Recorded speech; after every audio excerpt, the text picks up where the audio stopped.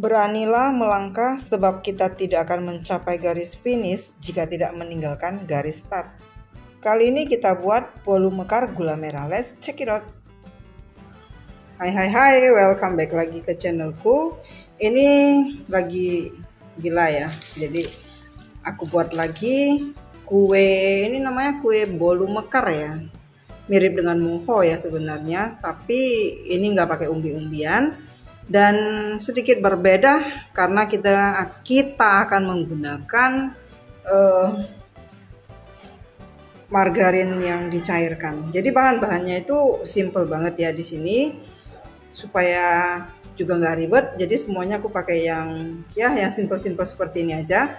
Nah, bahan-bahannya itu ada air. Jadi airnya di sini aku pakai 150 ml atau kurang lebih 150 gram juga ya, kurang lebih hampir sama antara gramasi dengan mililiter. Jadi kalau misalnya nggak ada timbangan yang gram, kalian bisa gunakan air gelas ukur ya, 150 ml. Tapi kalau nggak ada gelas ukur, kalian pakai aja timbangan, jadi dapatnya gramasi. Kurang lebih sama ya, paling selisih cuma 2 graman gitu aja ya. Oke, kemudian ada gula. Di sini aku pakai brown sugar ya, jadi brown sugar yang aku beli yang kemasan. Kalau kalian nggak mau, kalian bisa gantikan dengan gula aren. Jadi kalian sisir, kemudian masak dengan air sampai gulanya itu larut. Jadi waktu masaknya itu air, gula aren dengan pandan. Tapi kalau di sini karena aku pakai brown sugar, jadi brown sugar, pandan dan juga air akan aku masak sampai gulanya itu larut. Kemudian ini margarinnya 50 gram, aku akan cairkan juga. Selain itu bahan yang lain 250 gram tepung terigu. Tepung terigu kalian bisa gunakan yang pro sedang, tapi kalau misalnya mau yang rada padat bisa kalian pakai tepung yang pro tinggi ya. Jadi perbedaan menggunakan pro rendah, pro sedang dan pro tinggi untuk buat kue-kue seperti ini, biasanya teksturnya itu akan lebih padat kalau pakai pro tinggi. Oke, jadi tergantung dengan selera aja. Nggak mau terlalu padat, pakai aja pro rendah ya, atau pro sedang. Kemudian ini ada 1 butir telur, akan aku pakai 1 butir telur utuh. Kemudian ini raginya aku pakai 1/4 sendok teh. Oke. Jadi kalau pakai brown sugar dia lebih cepat cairnya seperti ini, dan warnanya juga hampir sama kalau kita menggunakan gula aren.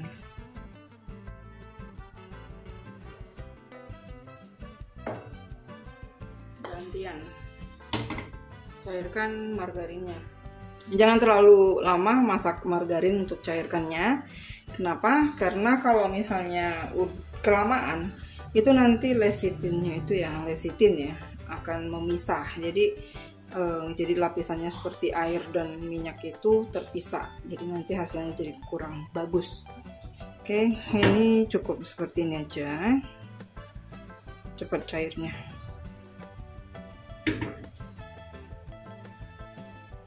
Kira-kira sekitar udah 50 atau 60% cair. Itu udah bisa dimatikan apinya sambil diaduk aja. Jadi karena panasnya di wadah ini itu akan membuat margarinnya itu cair sendiri. Oke. Nah, ini kita matikan aja. Kita biarkan aja, ini akan cair. Tuh. Jadi cairnya itu masih ada minyaknya yang minyaknya itu nggak pecah gitu ya. Tuh kan gampang ya, karena panas jadi gampang cairnya. Oke, kita kembali lagi, kita akan aduk bareng dengan tepungnya. Sudah. Oke. Ya, karena tadi ini kita masak masih panas, itu jangan langsung kita masukkan ragi. Tahu ya sifat ragi itu kalau kena panas dia akan mati. Tapi kalau kena hangat dia malah akan bereaksi ya. Jadi kalau sampai ini hangat udah bisa. Yang pastinya jangan sampai panas. Jangan masih dalam keadaan panas maksudnya. Oke, kita mulai aja. masukkan tepung terigunya ke wadah atau ke baskom ya. Dan jangan terlalu kecil juga karena nanti ini kita akan mengembangkannya lagi. Seperti ini, tepungnya 250 gram. Kemudian masukkan 1 butir telur. Aduk-aduk-aduk. Sedikit nanti akan seperti mengental seperti itu, nggak masalah karena kita akan masukkan cairannya lagi. Oke, ya seperti ini ya. Karena tepungnya lebih banyak dari cairan telurnya. Oke. Seperti ini. Oke. Kemudian masukkan air gulanya ya, air gulanya dimasukkan. Masukkannya bisa bertahap sambil diaduk, atau karena ini airnya dikit ya udah sekalian aja dimasukin ya. Oke, aduk lagi sampai tepung dan airnya itu homogen, sampai menyatu. Oke. Jadi cara buatnya itu simple ya, simple banget, tanpa mixer, hanya dengan whisk. Kalau nggak ada whisk, kalian bisa pakai garpu juga bisa ya, karena ini tepungnya nggak banyak. Kecuali kalau kalian buat banyak. Kalau buat banyak, mungkin pakai garpu kurang tenaganya. Nah, masalah kalau pakai whisk, balon whisk seperti ini, dia suka nyelip ya, ngerimpil di dalam. Jadi jangan panik. Ya, sendokin aja sambil dicongkel-congkel ya, supaya dia nggak lengket-lengket di dalam balon whisknya itu. Suka terperangkap dia di dalam. Oke, ini adonannya memang kental. Oke, ini diaduk terus. Aduknya itu nggak lama ya, sebentar aja. Yang penting sampai tepung dan airnya itu nyatu. Tuh. Jadi jangan pakai baking powder, jangan pakai baking soda. Jadi pakai aja ragi atau yeast ya. Yeast itu ragi. Jadi instan, ragi instan ya.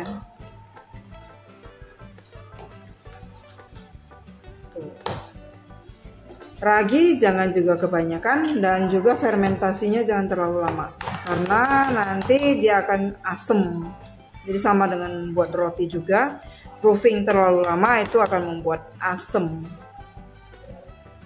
Nah, margarinnya jangan lupa. Tuh.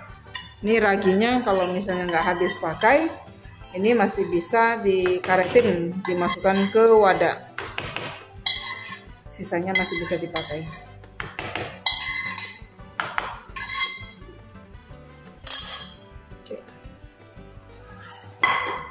Jam setengah ya. Ini akan kita tunggu sampai proofing, Bisa nampak apanya. Nanti kalau saat proofing itu bisa kelihatan ya bedanya. Karena dia akan jadi ringan, kemudian dia akan mengembang. Jadi yang ini kurang lebih 1 jam, 1,5 jam ya. Kalau panas cuaca mungkin akan lebih cepat. Cuaca panas Seperti ragi, fungsi ragi atau kerja ragi ya, di tempat hangat dia akan cepat. Kita akan tutup dan kita akan tunggu sampai 1 jam sampai 1,5 jam tergantung dengan cuaca. Oke.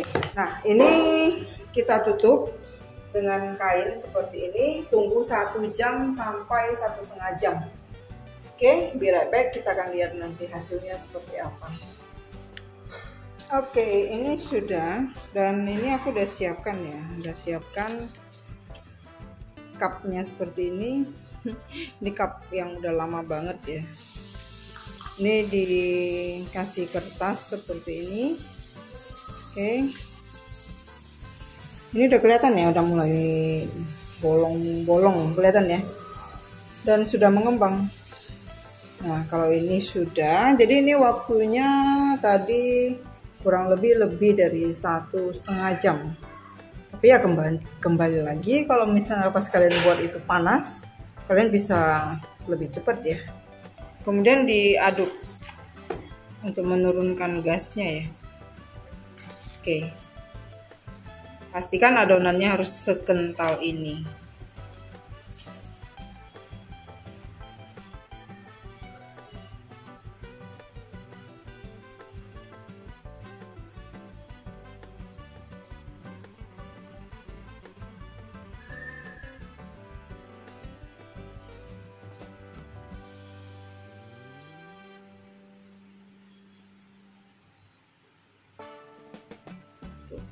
ngisinya sampai batas kertas ya.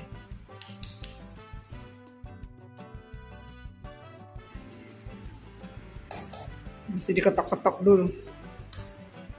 Ketok-ketoknya untuk meratakan sih sebenarnya. Jadinya 10 ya. 1, 2, 3, 4, 5, 6, 7, 8, 9, 10 ya. 10 piece, 10 cup seperti ini. Not bad ya, kalau untuk sarapan bisa buat untuk anak-anak. Jadi resepnya juga nggak terlalu gede. Tapi kalau buat kalian yang mau banyak, ya tinggal dikali aja resepnya. Airnya masih mendidih, udah. Oke. Nah, airnya udah harus mendidih. Terus jangan lupa kalau kalian pakai dandangnya seperti ini, wajib ditutup, dibungkus dengan serbet. Kenapa? Untuk mencegah nanti tetesan airnya masuk ke adonan. Tapi kalau kalian pakainya kelakat atau model tutupan yang bulat gitu ya, bulat melengkung, aku pernah pakai, itu kalian nggak perlu bungkus dengan serbet. Oke, ini akan dikukus selama 15 menit. Oke, be right back lagi, dan jangan dibuka-buka. Cantiknya. Cakep ya. Jadi intinya sebenarnya adonannya itu harus kental. Terus harus cukup ngembangnya. Tuh bagus.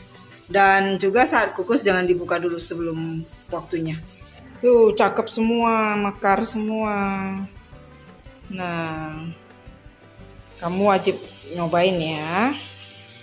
Tuh jadinya satu resep jadinya tadi 10 ya.